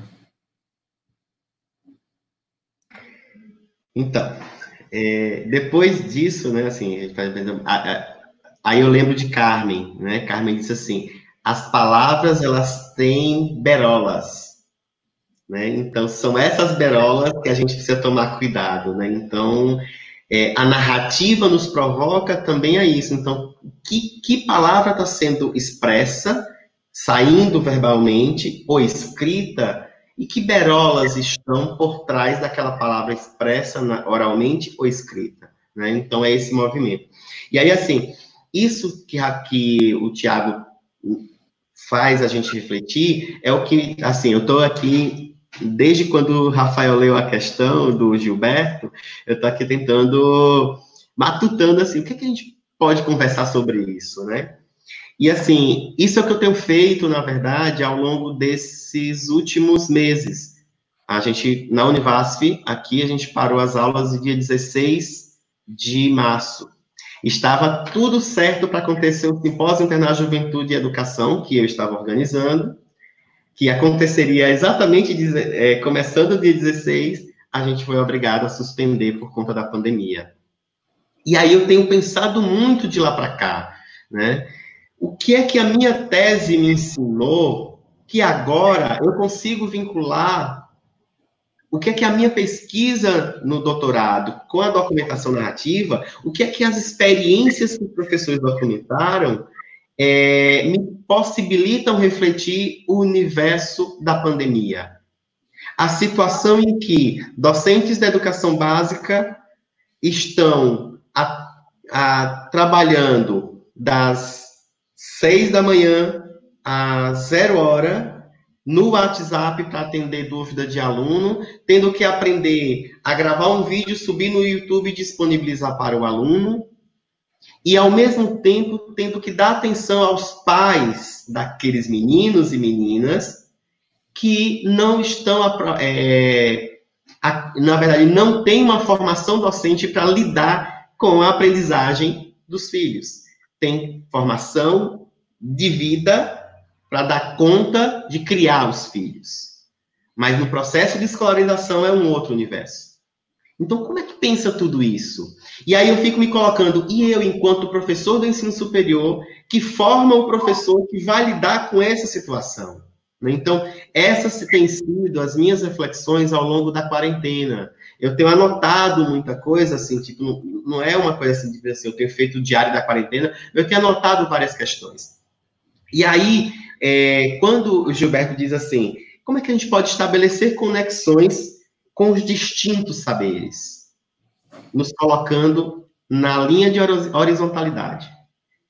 Nos colocando nessa perspectiva. Assim como a gente, quem é pedagogo vai saber o que eu vou dizer. Quando a gente está fazendo formação de pedagogo, que a gente diz o seguinte, se você vai trabalhar com educação infantil, você tem que falar na altura dos olhos da criança. O que a gente precisa pensar nessa perspectiva agora da pandemia nós precisamos falar na mesma altura dos olhos. Nós precisamos conseguir enxergar o que o outro está dizendo. E isso está sendo colocado, por exemplo, via live, isso está sendo colocado a partir de vários diários virtuais que as pessoas têm feito cybernarrativas. E aí, por exemplo, abre um outro leque, se a gente fosse trabalhar com a narrativa. A gente tem hoje em dia, já é uma corrente, que é o trabalho com as cybernarrativas, com as narrativas a partir de diários virtuais, a narrativa que é constituída a partir de diários que se abrem virtualmente. Não é novo. Então, não foi 2020 com a pandemia que abriu essa possibilidade. Já existia, só que intensifica-se em 2020 com a pandemia. Intensifica-se a necessidade de enxergarmos o processo formativo não separado em níveis e etapas, onde tem a educação básica como sendo aquela que é menos importante do que do ensino superior. Mas estamos vivendo a mesma necessidade e a mesma dificuldade. Como dar aulas em meio à pandemia, seja ela na universidade ou seja ela na educação básica. Entende? Então, é importante considerar essa informação para que a gente consiga, então, a partir daí, estabelecer a conexão entre os distintos saberes. Ou seja, é olhar da minha dor, é sentir a minha dor, refletir sobre aquilo que eu estou vivendo, sobre as dificuldades que eu estou passando, analisar essa experiência e tirar dessa experiência perspectivas que alinhem a mesma condição que o outro está vivendo, no nível de complexidade, no nível de realidade e no nível de tecnologia também diferente. Então, essa linha de horizontalidade, esse fio condutor, esse fio que está aí invisível, mas existe, é importantíssimo para que a gente consiga, principalmente, estabelecer essas conexões. Ou seja, o professor da universidade não é só porque ele tem um título de doutor que ele sabe mais do que aquele professor, por exemplo, que está lá na educação infantil, tendo que preparar aulas animadas que superem o patati e o patatá. Entende? O patati e o patatá, isso é botar ali, as crianças prendem a atenção. Mas como é que eu, enquanto professor de educação básica, vou gravar uma história de modo que eu prenda a atenção daquela criança da educação, do ensino fundamental 1, da educação básica, de tal modo que o patati e patatá faz. Ou seja, esse é o fio condutor, a mola mestra para que nós possamos estabelecer essas conexões. E aí, principalmente, o seguinte, a universidade ela precisa enxergar a formação do professor não como sendo aquela que vem vertical, mas eu preciso enxergar a formação do professor de modo horizontal. Que eu também preciso me formar. E é esse processo de formação e de autoformação que vai se estabelecendo nesse conjunto. E aí, nessa perspectiva, eu já chamo a outra pergunta, que eu esqueci o nome, Daniele fez, que é sobre a narrativa como possibilidade, como perspectiva dos saberes tradicionais, como perspectiva para trabalhar os saberes tradicionais de formação contínua. Tá aí. Tiago traz na sua fala exemplos fantásticos para isso. Quando fala da negritude e de quando ele se enxerga negro, quando ele traz na fala dele o lugar de constituição da diversidade e da diferença que nós ignoramos, às vezes, não percebendo, mas no ato falho, de maneira automática, a gente não percebe que a gente está tirando do processo formativo determinados sujeitos. Então, os saberes tradicionais, e aí eu digo isso agora falando com o pé mais no chão, os saberes tradicionais, por exemplo, produzidos nas ruralidades, na roça, eles exigem um olhar cuidadoso. Os saberes que são constituídos com crianças surdas, com crianças que não enxergam, com crianças que têm transtornos inclusive, de aprendizagem, também compõem esse lugar desses saberes tradicionais. Como esse saber que é ainda disseminado na universidade, por exemplo, que aí é a área de Rafael, quando vai se pensar, por exemplo, currículos, os currículos para se constituir currículos inovadores e contemporâneos são extremamente rechaçados, por exemplo, quando você vai apresentar um trabalho no GT de currículo tradicional da Amped. Não se aceita outros olhares para constituir que esse saber, ele não é o saber que é válido para a vida inteira, mas que outras políticas, aí é onde eu vou dialogar com a documentação narrativa, outras políticas de conhecimento são possíveis. E as políticas de conhecimentos instituídas principalmente pela experiência constituída do chão da escola, do chão da experiência docente, do chão da experiência na universidade, não desvinculada nessa linha de horizontalidade. Então, assim, eu tenho refletido sobre isso. Não é uma verdade, até porque é isso que a gente tem construído. O trabalho decolonial, as epistemologias do Sul têm mostrado que nenhuma verdade é verdadeira, absolutamente. Que as verdades elas vão sendo modificadas à medida que o tempo vai se instituindo e que as gerações vão se conformando. Então, aquilo que era verdade para mim na década de 80, a geração atual ela nem sabe o que era. Então, como é que eu vou agora, enquanto professor, imprimir na minha prática, no meu processo formativo, autoformativo, e no processo formativo dos alunos, como sendo o único saber ou a única forma de acessar o saber, esse tradicional. Né? Então, são questões, são provocações que eu tenho sentido. Tiago, quer comentar alguma coisa? Eu queria comentar rapidamente o seguinte: quero ler um trecho bem pequeno de Paulo Freire, ainda mais hoje, Paulo Freire mais que nunca, como fala o Walter Cohen, em que o Freire está sendo tão atacado, né? Bom, o Freire, na verdade, eu quero lembrar da insistência do Freire em que não podemos deixar de lado desprezado como algo imprestável que educandos, sejam crianças chegando à escola ou jovens e adultos a centros de educação popular, trazem consigo de compreensão do mundo, nas mais variadas dimensões de sua prática social. Por que eu estou trazendo isso? Porque, para mim, investigar narrativamente, né, tem essa dupla dimensão que Connelly e Clandinan dizem, que a narrativa é método de investigação e também fenômeno investigado, mas, para mim, eu defendo na tese uma terceira dimensão, que é a narrativa como gênero privilegiado, tanto de escrita da tese, como gênero investigativo mesmo, que a gente vive, né, narrativamente essa investigação, em que a gente está aí conversando, escutando, mirando até outras experiências, porque acho que o desafio é não ser investigador, mas ser investigação. Né? Não ser educador, mas ser educação. O que eu quero dizer com isso? É que a nossa prática e o que a gente defende precisam se tocar. E acredito que por aí tem um desafio ético, estético e político, que é o desafio da copresença, como coloca o Boaventura, né? De entender o mundo em sua ecologia de saberes, de existências, e vai por aí, conversar. Mais do que dialogar, se a gente entende diálogo como aquilo em que uma voz autorizada chama. A conversa como essa rede, né, de partilha, de afetação e de afeto, em que não existe uma voz legítima, senão a legitimidade é justamente a partilha das vozes. Seria isso que eu queria comentar, Rafa.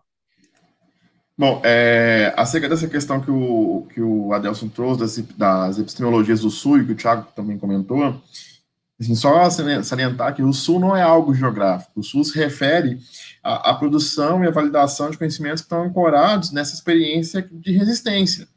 Então, assim, eu tenho muito refletido nesse aspecto. Por exemplo, eu estou no Norte, e aí, num determinado movimento, alguém falou assim, mas você escreve muito norteia, e aí a teoria que você estuda critica isso. Eu falei, opa, peraí, se você se fixar numa postura geográfica, aí já não cabe. Então, assim, por exemplo, eu aqui no Norte, eu busco o meu Sul no meu Norte, e de fazer com que o meu Norte, que resiste e existe, seja um elemento que vá buscando a aspiração dessa invisibilidade, como elemento que vai estar buscando essa Boaventura de o fim do império cognitivo. Né? Então, a gente pensar que a narrativa dos professores, a conversa, e aí, assim, as múltiplas formas de narrativa, a gente não pode limitar a narrativa a essa ideia da fala, que é uma pergunta do que está sendo colocado aqui, né? Como elemento para se pensar a superação de algo hegemônico, de algo que coloca como uma hegemonia cultural, uma hegemonia política, epistemológica. Bom, tem duas perguntas aqui ainda que eu acho que são pertinentes, e aí agora eu vou encerrar para as perguntas, que senão a gente ficar dando nosso teto de tempo, mas essa conversa não se encerra aqui. O pessoal pergunta se a live fica no YouTube, a live fica, é fácil conseguir os contatos nossos textos, enfim. A Lorena faz uma seguinte pergunta, quais são algumas de suas experiências durante sua formação dentro da investigação narrativa no doutorado? Então, acho que isso aqui a gente pode falar rapidinho. E tem uma outra aqui, deixa eu só procurar aqui, que na verdade foi o Thiago que colocou. Mesmo que ele tenha citado no chat, que meio que já responderam, eu acho pertinente falar. E a perspectiva autobiográfica? A gente já comentou. Mas é a questão do que acontece. Como ocorre a validação de uma pesquisa em que pesquisador e narrador são a mesma pessoa? Para nós, né, para eu que sou basicamente, quem é ligado ao estudo do cotidiano, né, sabe que a história são contadores de historinhas, Eles não trabalham com dados, não tem tabela, não tem gráfico. Não, mas eu preciso tabelar.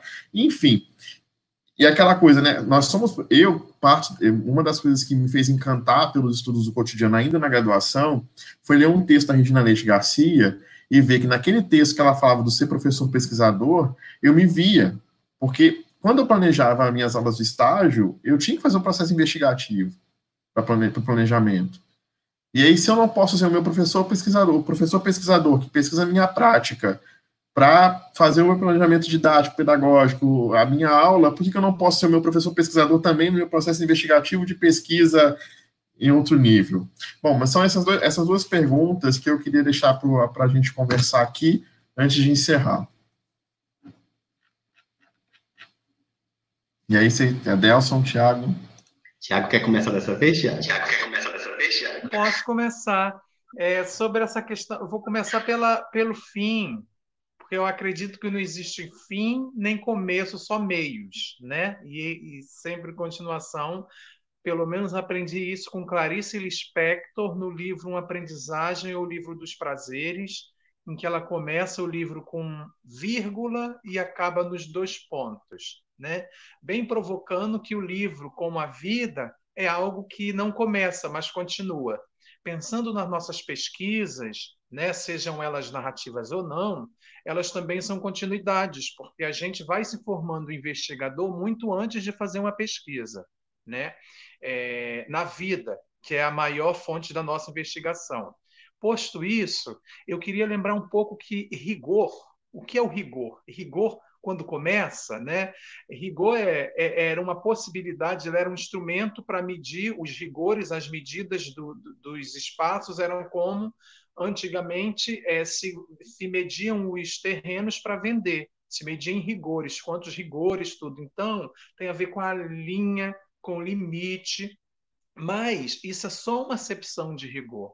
Tem outras ideias de rigor, né? O Carlos Ginzburg, por exemplo, vai lá e nos convida a pensar um rigor flexível, que é uma ideia muito cara para os estudos com os cotidianos, né? Como o Rafael colocou, que vai trabalhar com essa ideia de um rigor mais flexível. O que eu quero dizer é que quando a gente sai do lugar, porque não é problema nenhum, não está mal que hajam pesquisas quantitativas, pesquisas mais com metodologias mais tradicionais. Agora, o que eu quero dizer é que se há pesquisas orientadas desde da norma, desde a homogeneidade, pesquisas que querem quantificar, e aí depende também, eu não vou, por exemplo, agora, num contexto de coronavírus, eu não vou sair perguntando a cada pessoa como ela se sente em relação a pegar o coronavírus e tomar tal remédio, não pode ser opinião de cada um. Aí eu preciso mesmo de um questionário que me indique possíveis reações ou não, por exemplo. Agora, se eu estou conversando, se eu quero saber conhecer pontos de vista, sentidos, ideias, falas dos professores ou dos estudantes sobre o processo vivido, um questionário não dá conta. É a relação do vivido, da fala, da experiência.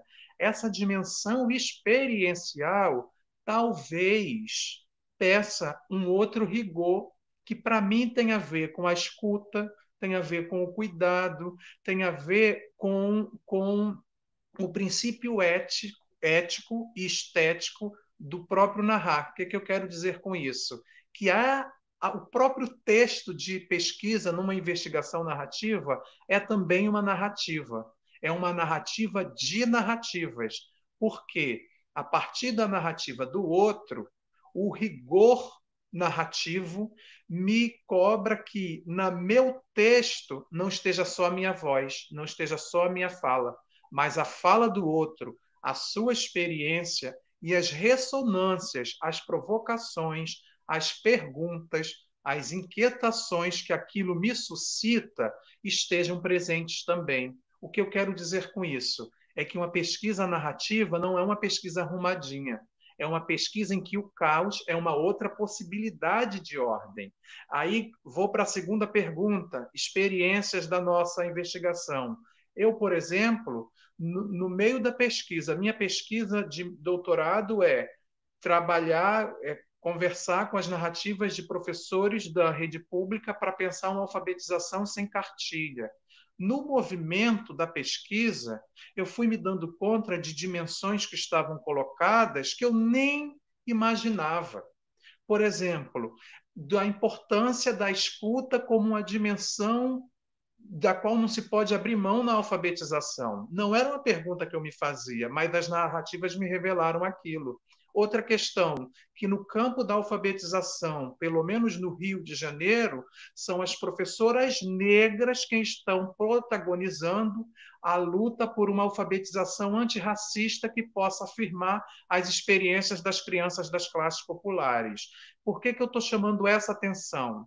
Porque na investigação narrativa, seja estudo cotidiano, conversa, pesquisa autobiográfica, eu não sei de antemão muito bem o que eu vou encontrar, porque se a pesquisa é uma experiência, o acontecimento às vezes muda o rumo da pesquisa.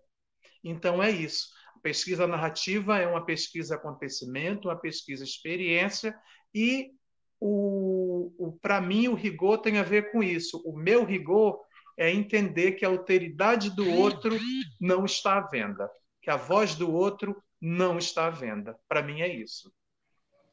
E é uma pesquisa que não cabe em outras pesquisas. É uma pesquisa que ela acontece quando você vai fazer ela acontecer. Então é algo que é construído, não está pronto.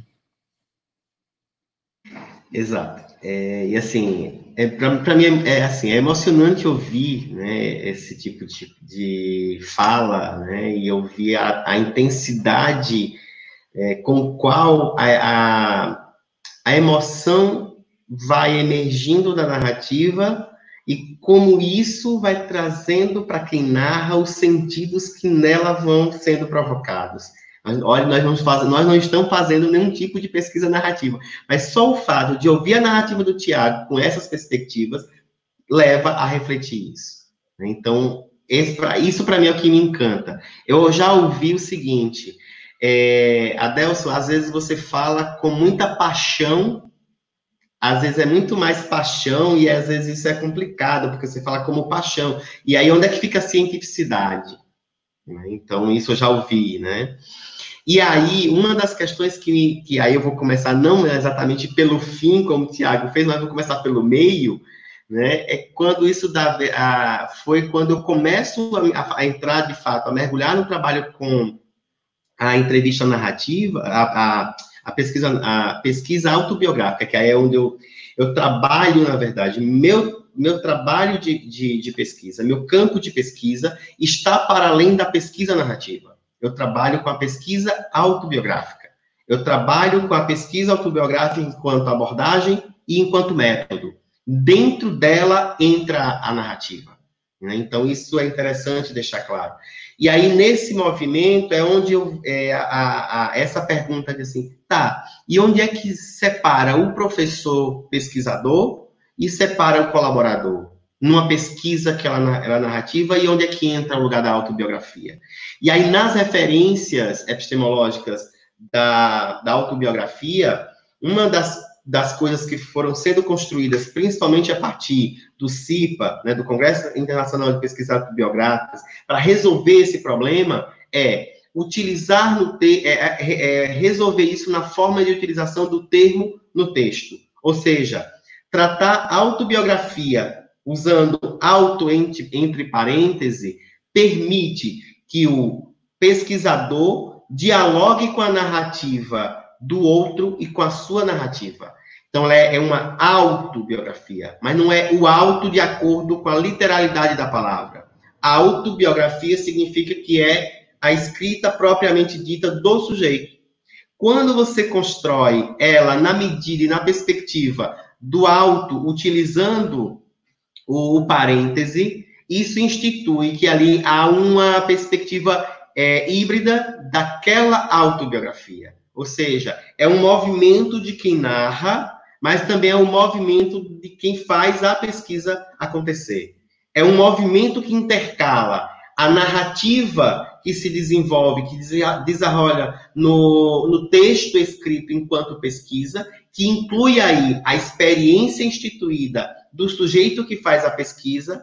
Ao mesmo tempo, esse sujeito conversa com as narrativas autobiográficas, porque foram pessoas que disseram de si, que falaram de si para aquele texto. Ou seja, é um texto que tem aí a constituição de dois universos, o de quem escreve e o de quem narra, de maneira autobiográfica para ambos os narradores. Então, isso é possível. E como é que isso vai sendo validado? Exatamente a partir disso que Tiago chama a atenção, que é a ideia do rigor outro.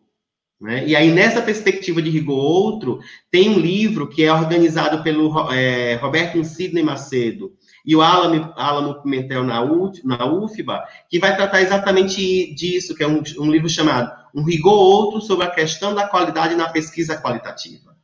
Essa discussão é exatamente a dizer o seguinte: a gente não pode utilizar na pesquisa qualitativa o mesmo lugar de rigor que se utiliza na pesquisa quantitativa. O rigor na perspectiva qualitativa está na densidade reflexiva que você apresenta os dados, os fatos, que você apresenta as informações, que você apresenta as construções reflexivas que saem de cada elaboração. Então, não há nesse movimento essa perspectiva da invalidação do que é narrado. E aí é tanto que quem pegar a minha tese para ler, ela está nomeada de tese experiência. A tese em si é a documentação da minha experiência enquanto pesquisador no doutorado. A tese em si, ela é uma narrativa que eu vou fazendo. Ou seja, eu conto desde quando ela foi concebida, desde as dificuldades, os tropeços, os resultados que ela vai me promovendo, me provocando e vai me mobilizando ao final, que é a consolidação de uma concepção que ela vai me provocando a fazer. Outra perspectiva que na minha tese eu vou trazendo, e ela é narrativa, que o sujeito que colaborou comigo com as narrativas experienciais escritas, eles não estão lá apenas como um excerto que eu estou traduzindo, que eu estou interpretando ou que eu estou pensando. Aquele sujeito lá da escola, aquele professor que compartilhou a experiência comigo durante 8 meses, ele entra como um autor. No mesmo hall que vai entrar Paul Ricoeur, que vai entrar Gaston Pinot, que vai entrar Carmen Sanches Sampaio, Daniel Soares. Lá na minha lista de referência, tem lá Clara Souza. Esse trecho que eu li para vocês consta na minha tese, mas não para dizer, eu estou dando voz a ele. Pelo contrário, a voz dele está me habilitando e me autorizando a refletir. Entende? Então, a narrativa vai trazendo outras nuances para a gente escrever. E aí, nisso tudo, eu vou trazer uma coisa que me marcou na tese, no doutorado, os professores, eles diziam assim, nós estamos muito cansados, porque a gente sai de casa meio-dia e chega em casa meia-noite.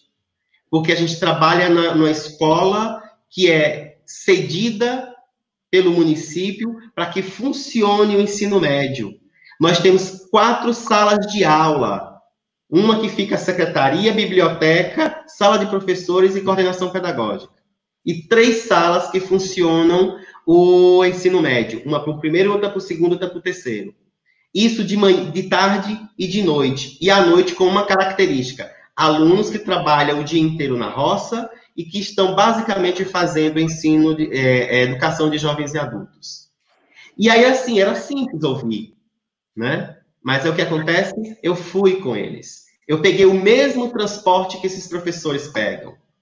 Eu fui para a escola e passei tarde e noite e voltei com esses professores. Ou seja, não somente ouvir o professor, mas ir para a escola, acompanhar, sentir inclusive as dificuldades que eles sentiram, acompanhar, inclusive, o planejamento e a discussão de como seriam aquelas aulas ao longo da viagem, de professores extremamente cansados, que dormiam da hora que saía até a hora que chegava na escola. E isso me transformou para dizer o seguinte, que esse professor que está aqui falando hoje, ele não é mais o mesmo, porque eu não vou pensar, por exemplo, da comodidade da minha sala de aula, que eu saio daqui da minha casa e gasto 5 minutos para chegar na universidade, quando termina a minha aulinha, 5 minutos eu estou de volta, esse professor que está na educação básica, ele faz um outro movimento. E no outro dia, 5 horas da manhã, ele tem que estar de pé para dar aula na outra escola que ele é professor também. Então, é essa experiência que me faz me mover enquanto professor, enquanto pesquisador e principalmente enquanto sujeito que, ao pesquisar, ao escrever, também se forma. Né? Então, é esse movimento da autoformação que vai se constituindo nisso daí. Então, é isso. Obrigado, Adelson. Eu me lembro muito de quando eu fiz a dissertação e a tese também, de entender que essa ideia de que o professor na qual a escola faz pesquisa não é um sujeito da minha pesquisa. Ele é um pesquisador junto comigo. Ele conduz, inclusive, ao que ele traz para mim como conversa, como elemento para me ajudar a pensar a tão famosa base empírica da pesquisa, é que vai dizer com quem que eu tenho que dialogar teoricamente falando. Não é a teoria que vai validar a fala do professor, é o professor que vai validar a teoria. E acho que esse movimento de pensar essa outra forma de se fazer pesquisa, essa outra forma de se entender a relação do sujeito do sujeito como uma pessoa de fato, né, como pesquisador também no processo, é muito enriquecedor. E aí permeado disso tudo, junto com narrativas, conversas, encontros, e aí é uma outra história, né? É algo que se deixasse era um live aí de 10 horas. Exatamente. Bom, eu vou encerrar as perguntas, agradecer a participação de todos, passar agora para as considerações finais, agradecer ao Tiago pela presença, pela participação, pela disponibilidade, por toda a parceria. Um agradecimento mega ultra especial ao Adelson, por estar aqui com a gente, estar disposto a conversar e a partilhar as experiências deles. Agradecer mais uma vez a todos os presentes, e, de coração mesmo, obrigado. Tiago? Vai por ordem alfabética ao contrário. Sempre foi o primeiro, cada letra A. Bom, eu quero agradecer. Eu vou rapidinho, como agradecimento, só ler um poema e não vou falar mais nada. Enfim, esse poema é de minha autoria também e acho que nos ajuda por aí a viver esse tempo em que a gente se encontra. Desabrochar é o título do poema, né? Um dia, em algum lugar, criaram o verbo ou inventaram. O verbo é, e quando não é, também está sendo. Assim, o avesso da lua, o inverso do sol, o dentro do ar, as costas da água. Está sendo. Uma vez uma criança me disse que verbo é café. Acho que ela sabia que verbo é de se beber com os ouvidos. Ouvidos macios de preencher deslimites. Ela sabia que o sorriso que habita na lua faz nascer vida. À noite dorme-se botão, pela manhã acorda-se orquídea. Menino sabido aquele que depois consertou o que dissera. Não, verbo é planta porque parece nome de planta. Um sorriso me nasceu. Será que ele sabia que, como as plantas, verbo só nasce se regarmos? Sabia que o que rega o verbo são os encontros? Não sei. Aprendi com um menino que o estranho é não estranhar o comum. Aprendi que ignorância é não inventar, amadorna o eu. Verbo é exercício da língua para rasgar o silêncio. É ginástica de palavra para não cessar o dizer. É planta que acorda a flor, tendo nascido botão. Aprendi com o menino que verbos são as pessoas porque não existem sem elas. Aprendi com o menino que verbos são o que a gente disser, ou nada, ou o contrário de tudo, ou acordar e ter uma surpresa no meio da manhã, uma aleluia na varanda de casa. Aleluia quando os olhos gritam de brilho, quando a visão engravida de flor. Planta e verbo, como dissera o menino. Encontro, encontro de mim comigo, contigo. Orquídea, que é verbo em ardor. muito obrigado, e que a gente possa continuar polinizando poesia, poético, vida e encontros em nossas pesquisas, em nossas vidas, formações. Gratidão, Rafa, gratidão a Deus e a todos. É emocionante, assim, tipo, depois, inclusive, fazer uma fala depois de uma... Eu não sou poeta. Eu digo direto assim, na fila para criatividade, para esse tipo de coisa, eu fiquei no final e nunca consegui chegar lá, né? Então, assim, eu tenho criatividade para uma série de outras coisas, mas para essas questões eu não tenho tanto. Mas, assim, a gratidão é muito grande, assim, além da alegria de poder encontrar essas duas pessoas lindas e que eu amo tanto, mesmo sendo aqui como se diz em espanhol, pela pantalla, né? Pela tela de um computador, né? Mas é isso. E aí eu só assim, eu vou para agradecer, e aí eu só para poder mostrar o quanto é forte o potencial da narrativa. Eu não sou poeta, mas uma das professoras, que foi a Clara Souza, ela escreve ao final, no livro, uma pequena poesia que ela resume como é que foi o processo da escrita, da reflexão e da formação. E ela escreve assim, reescrevendo, vendo, entre parênteses, a prática, pensando com o outro, entre hífens. E aí ela diz, foi-me pedido um pequeno relato para contar a experiência autoformativa estando comigo e com o outro, e pensando as práticas de maneira ativa. Vivemos um processo de primeiro nos encontrar. Fomos convidados a nosso cotidiano observar, para retomar os passos, integrando a realidade e a educação no campo experienciar. Com o grupo, consegui escutar e narrar momentos que ficaram na acontecência, de repensar currículos para além do que nos é posto, e percebendo os tempos e as maneiras de ser existência.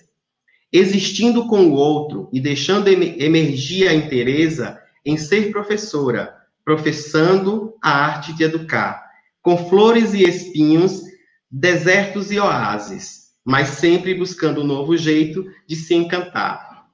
Encantar-se por acompanhar os jeitos de ser, de cada estudante que a mim é confiado, por mim da filosofia, da ação e reflexão, resistindo ao mundo onde está situado. A cada encontro, fui me movendo da realidade de estar, pensando e repensando a arte de se espantar, com práticas reflexivas e atrativas, propiciando a curiosidade em pesquisar. Pesquisar as histórias que carregam memórias de ontem, do hoje e do amanhã, dando sentido ao que é trazido por cada pessoa, extraindo o melhor de cada um, sem perder o afã. Na experiência formativa, pensando com os outros, cada um escutou, documentou e carregou intencionalidade, e saímos um pouco mais diferentes, praticando o trabalho pedagógico envolvido na unidade. Ideias inovadoras como essa vivida transformam-se, nos emancipam e nos provocam a sermos educadores mobilizados, pensando em uma escola que a todos convoca. Senti-me convocada a refletir e tornar cada momento educacional prazeroso, mesmo que seja um processo doloroso, já que transformar é como uma obra de toque primoroso. A experiência de narrar me despertou a relatar e documentar a intersubjetividade, que me permite dar voz e ser mais de cada estudante, e me cativou a ensinar com mais interatividade. Ao grupo que fica, houve a construção e a possibilidade de viver novos laços, e percebo que cada vez que nos revemos, a intenção de estarmos juntos e a certeza do abraço. Ao pesquisador que essa atividade mediou, o sentimento é de profunda gratidão, penso que de todo o grupo, que ficará na memória do nosso coração. De algum modo, daremos continuidade ao caminho que se abriu, em formar, se autoformando, no despertar da escuta, da escrita e de tudo que se sentiu. Por fim, vejo em nós novas construções, e como não faltar para mim a palavra cuidar, porque o que foi por nós experimentados foi deixar vir a paixão de se esperançar com o inesperado. E é com essa fala que eu digo assim, a gente não pode perder a esperança, mesmo com a pandemia. A gente está aqui e muita coisa vai acontecer, e a gente não pode deixar que as experiências formativas, elas sejam abaladas por esse processo. Obrigado. Obrigado, Thiago. Obrigado, Adelson. Bom, o pessoal está pedindo para eu recitar uma poesia. Eu não vou terminar com uma poesia, eu ia terminar com uma música, mas já que querem poesia, eu vou ler duas do Manuel de Barros, que, assim, eu utilizei na dissertação, utilizei na tese, e que eu carrego que tem muito sentido para mim. A primeira é: eu tive uma namorada que via errado. O que ela via não era uma garça na beira do rio. O que ela via era um rio na beira de uma garça. Ela despraticava as normas. Dizia que seu avesso era mais visível do que um poste. Com ela, as coisas tinham que mudar de comportamento. E, por fim, quem anda nos trilhos é trem de ferro. Sou água que corre entre as pedras. Liberdade caça jeito. E aí, com isso, encerro. Vou colocar a música que eu tinha pensado. Agradecer ao Thiago, ao Adelson, a todos aos que estiveram presentes com a live. E é isso.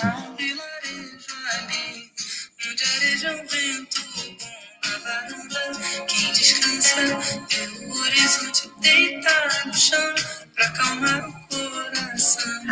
Lá o mundo tem razão, terra de heróis, mares de mãe, paraíso se mudou. Tchau, gente. Para lá, por cima das casas.